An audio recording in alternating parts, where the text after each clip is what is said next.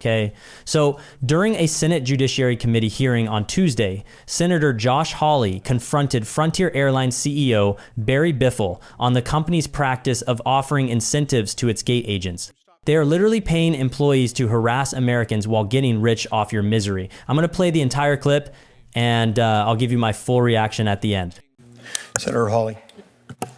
Thank you very much, Mr. Chairman. Thanks to all the witnesses for being here. Mr. Biffle, if I could just start with you. About 9 months ago, your chief commercial officer testified to me that Frontier pays its gate agents bounties to stop paying customers from carrying bags onto the plane. Is this still happening?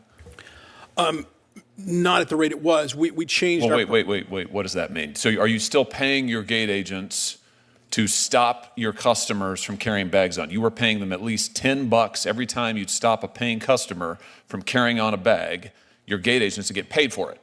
Is that still happening? We do offer incentives and commissions to stop people who didn't pay, not who paid, who didn't pay. No, you are paying your gate agents, so it sounds like you're still doing it. You're still paying them money to harass customers from bringing bags onto the airline by saying it's too big or doesn't fit in a little box or whatever the case may be. You're still doing it. That's your testimony today? Why? I don't know that I would describe it that way, but we do provide incentives. Why would you pay your own employees to harass your customers? Why is this good business practice? Unbundling enables us to offer low fares. And the lower fares, many people could not afford to fly if they didn't have the lower fare option.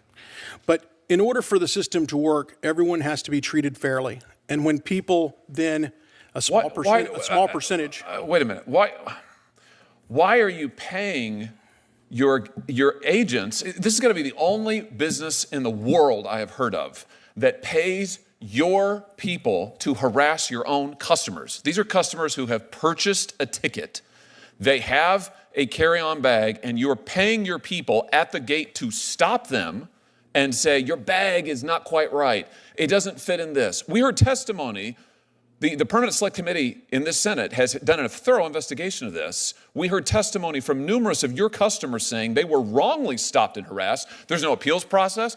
There's nothing. You're making gobs of money on it. You generated $40 million in fees on this, according to your own data. That's amazing. And you're still doing it. I mean, in what world is this defensible?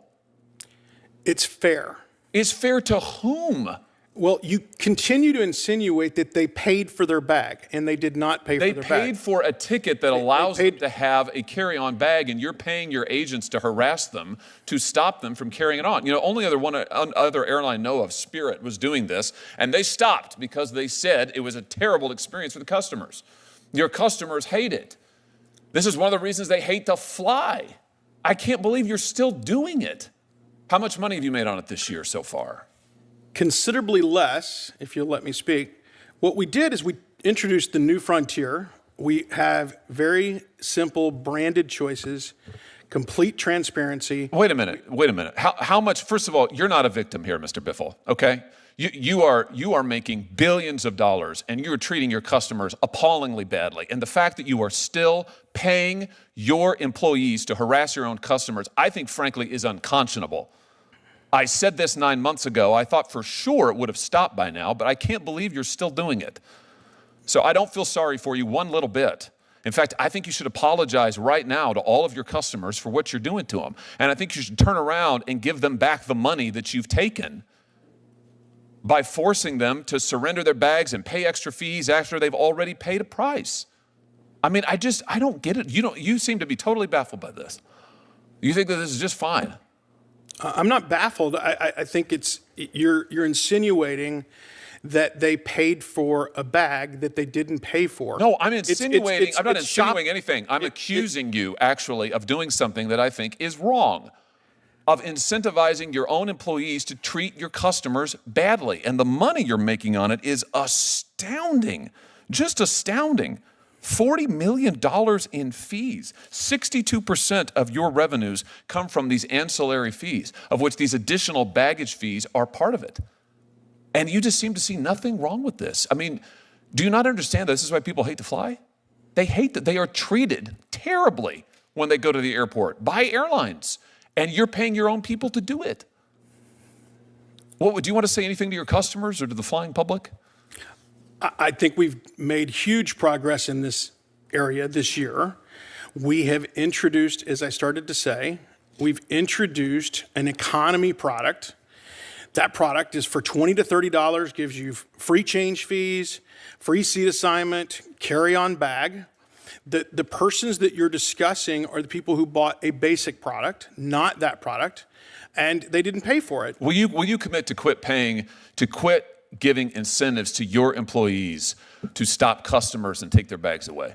Will you stop that? Your other airlines have done it, your competitor airlines, your peer airlines. Will you commit here today to stop paying your employees to harass customers? Can I ask a question? So, I'd like an answer to mine first. We will look at that, but I don't. That doesn't sound like a yes or a no. Can you just say, yes, we will stop paying our gate agents to harass our own customers over their bags? We are not harassing customers. Yes, you are, and I invite you to read the report by the Permanent Select Committee of this body that investigated this and took testimony from your customers.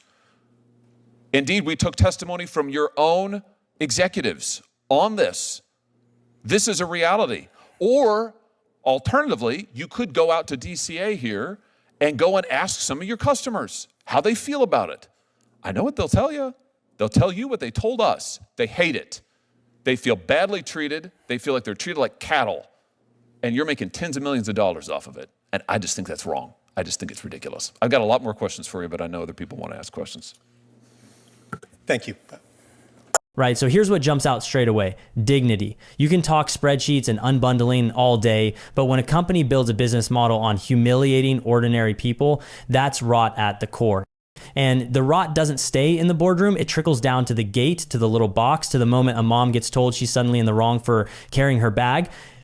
That's the elite worldview in practice. Your life is a fee. What Hawley did, and I actually love this, was set fire to the polite fiction. He didn't buy the buzzwords. He didn't bow to the "we changed the rate" waffle. He treated the corporate speak like what it is: camouflage, and forced the real question. Why are you paying people to make customers' lives miserable? You could see the mask slip. And once the mask slips, the numbers stop sounding like margins and start sounding like a bounty. This is the part the left never wants to touch.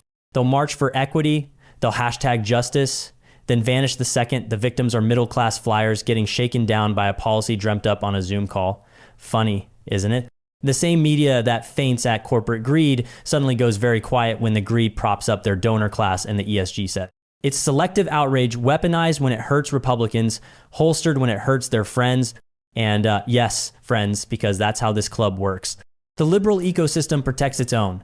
Agencies, lobbyists, corporate PR, legacy media, all running interference, while people who actually keep the country running get treated like cattle. It's all very civilized until you notice the gates are locked and the fees keep multiplying. Then you speak up and you're told you didn't pay for that product. Oh, cheers, mate translation. Know your place.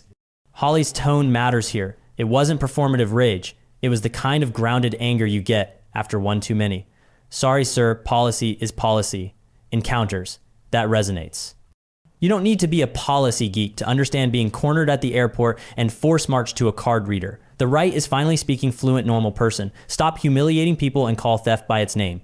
This is why the GOP's populist turn terrifies the left. For years, Democrats wore the party of the little guy costume while outsourcing the dirty work to corporate enforcers, airlines, banks, platforms.